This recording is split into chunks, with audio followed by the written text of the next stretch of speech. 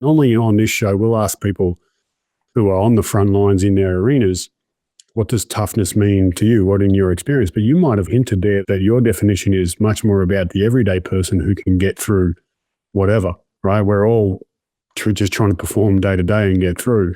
Is that true for you? Like, what does toughness mean to you, given everything you've seen at both the horrific end of the scale of what humans can do, but also the amazing end?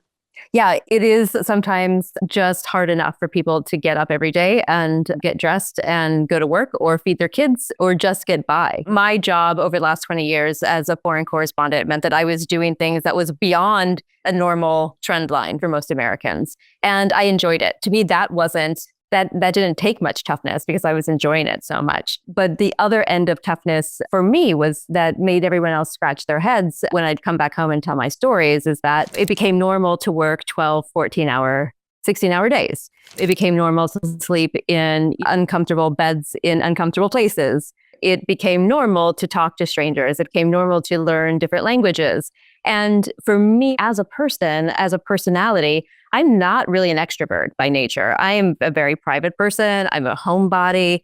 And at the same time, I was attracted to this sort of, I guess, edgy lifestyle. Although I wasn't looking for an edge, I was curious about the world. I'm curious about different people. And so just every day as a person, as a journalist, I wake up and I feel like I'm performing, as you say. I feel like I put on a mental role as a journalist because I need to go talk to strangers and I have to show up and present myself as someone who's not my authentic self.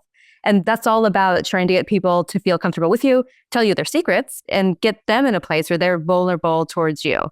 Yeah, and absolutely it's hard. And I think that word uncertainty really defines a lot of your work in those battle zones where the uncertainty isn't just, is my boss going to yell at me today? It's, could I be captured and killed?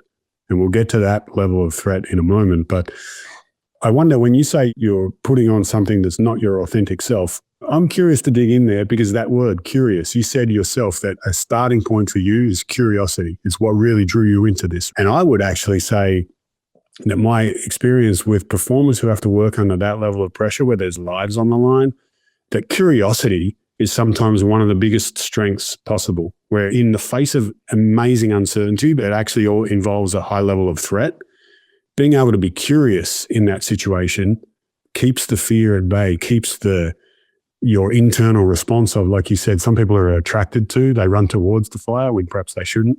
Some people are running away from something else.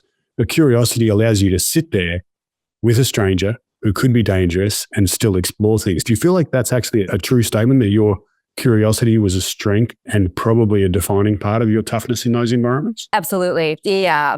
And that is, again, if you're someone who only likes to eat a certain type of food, if you're someone who has to be in bed by 10 o'clock, if you're someone who needs a certain mattress in order to fall asleep at night, my life was not going to be for you. But if you're ready to get outside of yourself, if you are curious, if you are able to put a thinking cap on and say, I'm going to experience someone else's life for a moment. I'm going to experience how it is for a family of refugees whose grandfathers were killed by Saddam Hussein in his torture chambers, as someone who have had to leave their home 5 times because violent Islamist fighters are taking over their village again and again. They don't have the luxury of really being able to say, I have a normal life.